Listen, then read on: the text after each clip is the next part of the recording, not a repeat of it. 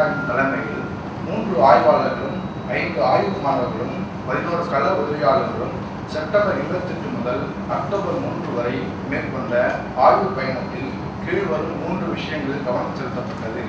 மாவட்டங்கள் அளவில் மேற்கு மாவட்டங்களில் உள்ள கிராமங்களில் பரவலான ஏற்புணர்வும், தெற்கு மாவட்டங்களில் உள்ள கிராமங்களில் பரவலான கசப்புணர்வும் வெளிப்படுகின்றன. ஏற்கனவே தாழ்த்தப்பட்டோர் சிறுபான்மையினராக உள்ள இத்தகைய கிராமங்களில் அவர்களின் எண்ணிக்கை பலத்திற்கேற்ப பிற சாதியினர் எதிர்ப்பு மிக வலுவாகவோ வலுக்குறைந்தோ வெளிப்படுகிறது. கடந்த 10 ஆண்டுகளாக பிரச்சனைக்குரியவையாக கருதப்படும் பாப்பாப்பட்டி, கீரிப்பட்டி, நாட்டாமங்கலம் ஆகிய 3 பஞ்சாயத்துகளில் அரசு தங்களுக்கு பாரபட்சம் காட்டுகிறது, பெரும்பான்மையான மக்களின் விருப்பத்திற்கு எதிராக தேர்தலை வலிந்து திணிக்கிறது என்ற உணர்வு தாழ்த்தப்பட்டோர் அல்லாத மக்களிடம் மேலோங்கியுள்ளது. தேர்தலை எப்படியும் நடத்தியே தீர்வது என்ற பிடிவாதம்தான் இதுவரையான அரசின் அணுகுமுறையில் இருந்துள்ளதே அன்றி மக்களுக்கான நலத்திட்டங்களை செயல்படுத்தி அவர்களின் நம்பிக்கையை வென்று அதன் வழியாக மாற்றத்தை கொண்டு வரும் அக்கறை எதுவும் கடந்த 10 ஆண்டுகளில் வெளிப்படவில்லை. படிப்பை பொறுத்தவரை அனைத்து தரப்பிலும் அதிமுகவை விட திமுகவுக்கு அதிக செல்வாக்குள்ளது என்றாலும் 5ஆம் வகுப்பு வரை மட்டும் படித்துள்ளவர் மத்தியில் அதிமுகவுக்கும் கணிசமான செல்வாக்குள்ளது. படிக்காதவர்கள் திமுக 62.5, அதிமுக 25, தேமுதிக 2.1. அதே கட்சிக்கு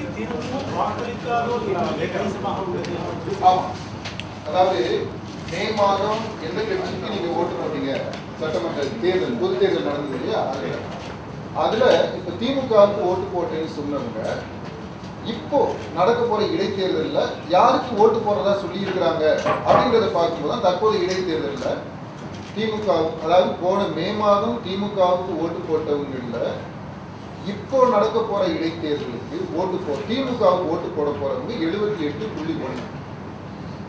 மீதி ஓட்டு எங்க போகுது?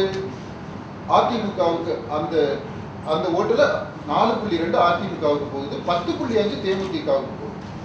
அதே மாதிரி மே மாதம் நடந்த தேர்தலில் அதிமுகவுக்கு ஓட்டு போட்டேன் அப்படின்னு சொன்னவங்க இப்போ இருக்கக்கூடிய இந்த நடக்க போற இடைத்தேர்தலில் அதிமுகவுக்கு 75.5 விழுக்காடு போடுறாங்க.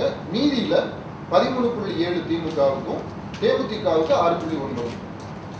அதே போல மதுரை மத்திய தொகுதி மட்டும். ஆமா, அந்த மதுரை மத்திய தொகுதியில உள்ள விவரம் தான் இந்த பின்னாடி கொடுத்திருக்கிறது.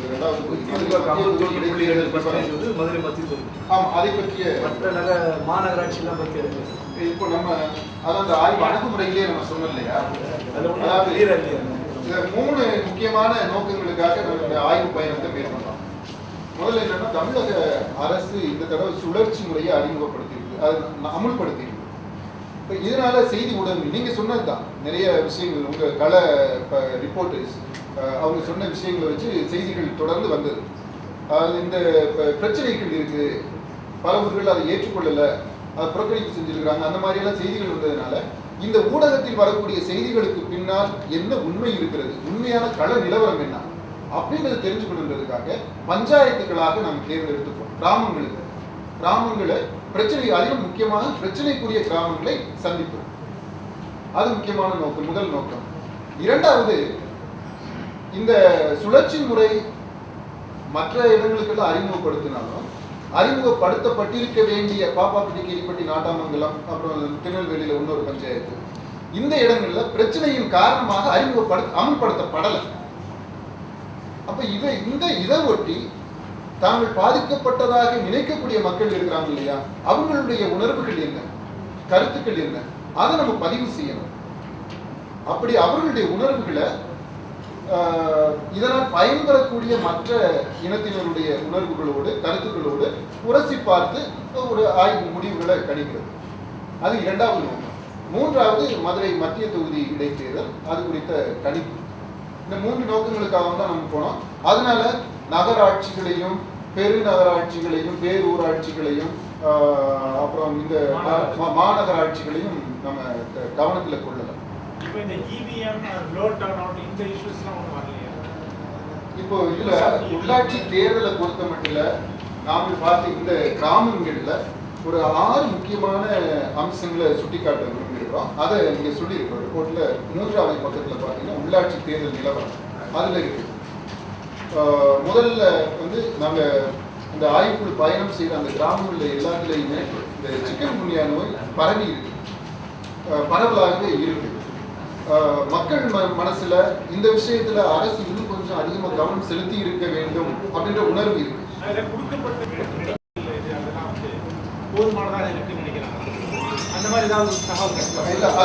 அது தொடர்பாக இப்போ போயிருக்கு. இது ஆரம்பத்திலேயே கொஞ்சம் கவனத்துல எடுத்திருக்கலாம் அப்படின்ற அந்த உணர்வு இருக்கு. இப்போ இந்த தேர்தல் நடந்துட்டு இருக்கிறதுனால மக்களுடைய கவனமும் தேர்தலில் பல திசைகளில் சிதறி இருக்கிறதுனால இந்த இந்த பர்டிகுலர் குறிப்பிட்ட இஷ்யூவை பற்றி மட்டும் தனியாக அது போய் சேர்றதா சேரவில்லையா அந்த மாதிரியான ஒரு அசஸ்மெண்ட் சொல்லக்கூடிய நிலையில மக்கள் இல்லை.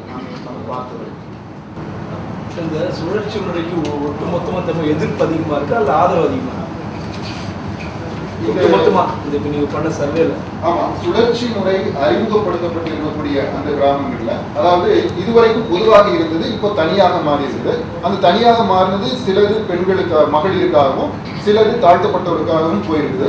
சில இடங்கள்ல தாழ்த்தப்பட்ட மகளிர் அப்படின்னு இருக்கு. இப்போ இதுல என்ன பார்க்கணும்னாக்க பொதுவாக மகளிருக்கு ஒதுக்கீடு செய்யப்பட்டு இருக்கக்கூடிய பஞ்சாயத்துக்கள்ல அவ்வளவு பிரச்சனை இல்லை. இப்போ நம்ம ஒரு கிராமத்துக்கு போறோம்னு வச்சுங்களேன், மகளிருக்கு ஒதுக்கப்பட்ட அந்த பஞ்சாயத்துக்குள்ள போனோம்னாக்க ஆனா இந்த நம்ம ஊர்ல தேர்தலில் யார் நிற்கிறா, தலைவரா யார் நிற்கிறா அப்படின்னு உடனே நம்ம ஊர்ல குமாரசாமி நிற்கிறாரு அப்படின்னு ஒரு ஆம்பளை பேரை சொல்லுவாங்க. ஆனா இது வந்து பெண்களுக்காக ஒதுக்கப்பட்ட இடமாச்சு. ஆமா ஆமா, அதாவது குமாரசாமியோட வீட்டுக்காரமா நிற்கிறாங்க அந்த மாதிரி இருக்கு. அது பொதுவாக பரவாயில்ல, அதாவது ஏறத்தாழ எல்லா கிராமத்திலையுமே இந்த மாதிரி தான் பெண்களுக்கு ஒதுக்கப்பட்டு இருக்கக்கூடிய தொகுதி பஞ்சாயத்துகள் இருக்கு. நேரடி தேர்தல்னு சொல்லுவாங்க, இந்த மாதிரி விஷயங்கள்ல அதை நம்ம இந்த நகர்ப்புறங்களை கவனத்தில் எடுத்துக்கலாம். இப்போ அங்கதான் பிரதிநிதிகள் சேர்ந்து மேயரை தேர்ந்தெடுக்கிறது அப்படிப்பட்டது. நம்ம இப்போ முழுக்க கிராமங்களையும் பஞ்சாயத்துகளையும் தான் இலக்கா எடுத்துக்கணும்.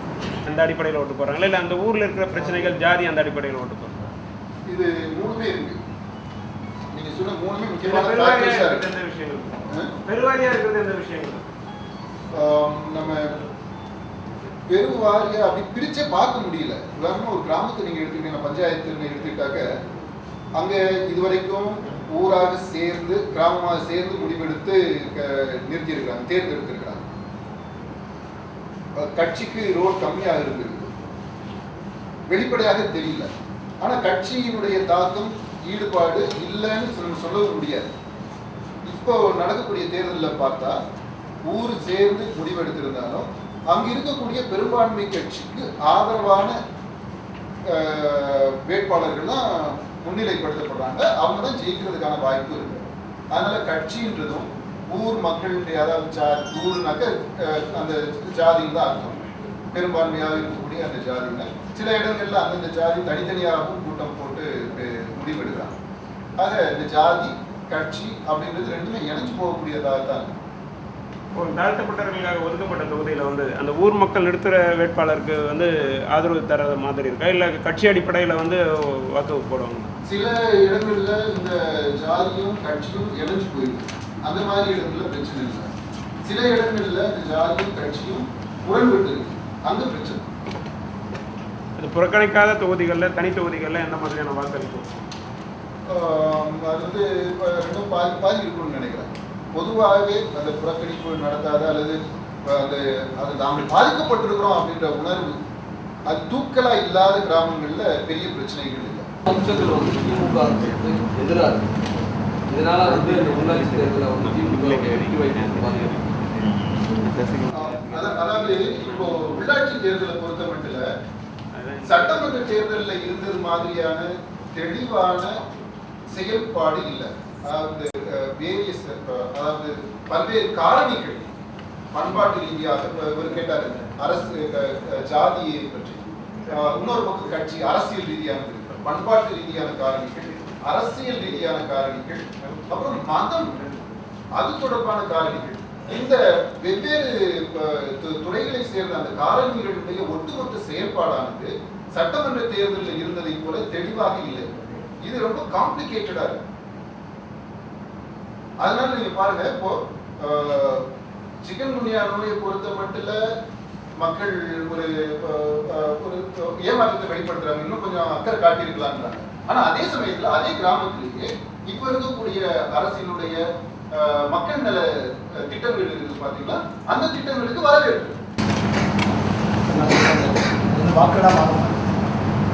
ஒண்ணு மட்டும் வாக்குகளா கன்வெர்ட் ஆயிடாது, ஒட்டுமொத்த செயல்பாடு தான் நம்ம பாருங்க. இப்ப கிராமத்துல இது தவிர மற்ற லோக்கல் இருக்கக்கூடிய பாலிடிக்ஸ் வேற இருக்குது பாத்தீங்களா, அது அப்புறம் அதுக்கு ஒரு ஹிஸ்டரி இருக்கு. ஒவ்வொரு கிராமத்து பஞ்சாயத்துக்குமே பஞ்சாயத்து தேர்தலை பொறுத்த மட்டும் ஒரு வரலாறு இருக்கு. அது எல்லாம் சேர்ந்துதான் கடைசி முடிவாக வெளிப்படும். இதை பற்றி முழுக்க முழுக்க குவான்டிடேட்டிவ் ஸ்டடி பண்றது அப்படின்றது இன்றைய சூழ்நிலையில அதற்கான ஆய்வு செய்வதற்கான சரியான கருவிகள் இல்லை. விலைவாசி உயர்வு வந்து என்ன தாக்கத்தை ஏற்படுத்தியிருக்கு? நீங்க கிளிப்ஸ் நல்லா காமிச்சீங்க. ஆமாமா, விலைவாசி உயர்வு நிச்சயமா அதான் இங்கே போட்டுக்கிறோமே, பல கிராமங்களில் மக்கள் மூச்சு திணற ஆரம்பித்திருக்கிறார்கள். அப்படிப்பட்ட ஒரு நிலை இருக்குது. அதாவது கஷ்டம்தான் பண்ணலாம். ஆனா அதே சமயத்துல இன்னொரு பக்கம் பாசிட்டிவான ஃபீலிங்கும் இருக்கு. இது ரெண்டும் சேர்ந்து இருக்கக்கூடிய வினோதமான நிலை இருக்குது பாத்தீங்கன்னா. இந்த அரசியல் கட்சிகளுடைய பிரச்சாரம் ஒருவேளை இன்னும் நாங்க போனது 28ஆம் தேதியில இருந்து 3ஆம் தேதி வரைக்கும், 2ஆம் தேதி இப்போ இந்த சுற்றுப்பயணம் தான் 3ஆம் தேதிக்கு முன்னாடியே முடிச்சிட்டோம். இப்போ அதனால அப்போ அந்த சூழ்நிலையில தீவிரமான பிரச்சாரம் எதுவும் இல்லை.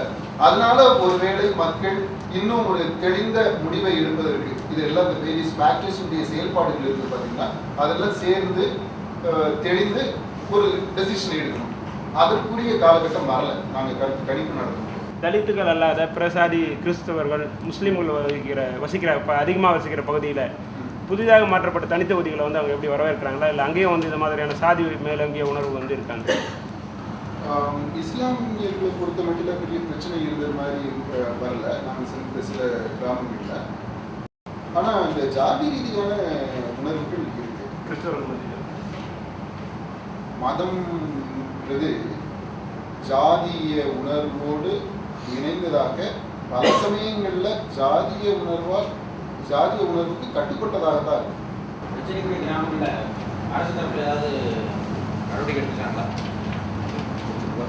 இந்த 3 கிராமங்கள் ஆமா, அரசு தரப்பு அதிகாரிகள் போய் பார்த்து பேசி சில வாக்குறுதிகளை கொடுத்துருக்காங்க. இதுலேயே போட்டுக்கிறோமே, உதாரணம் நாட்டாமங்கலத்தை பொறுத்த மட்டும் அரசு அதிகாரிகளும் கட்சியினரும் தந்திருக்கக்கூடிய பொருளாதார உத்தரவாதங்கள், அதன் காரணமாக இப்போ நாட்டாமங்கலத்தை எல்லாம் ஒரு சுமூகமான தேர்தல் நடத்துவதற்கு அவ்வளவு எதிர்ப்பு இல்லாத ஒரு சூழ்நிலை இருக்கு.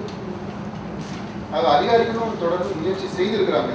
ஆனா மக்கள் சுட்டிக்காட்டுறது என்னன்னாக்க, இவங்க இந்த அரசு இயந்திரம் இந்த கிராமத்துக்குள்ள கடந்த 10 ஆண்டுகளாக வரும்போதெல்லாம் காவல்துறையோடு தேர்தலை நடத்தியே தீர வேண்டும் என்ற நோக்கத்தோடு தான் வந்திருக்கிறது தவிர மக்கள் நலத்திட்டத்தோடு இதுவரைக்கும் வரவே இல்லை. அப்படி வந்திருந்தால் ஒருவேளை இப்போ தேர்தல் நடத்துறதுக்கு பிரச்சனைகள் இருந்திருக்காது அப்படின்றாங்க.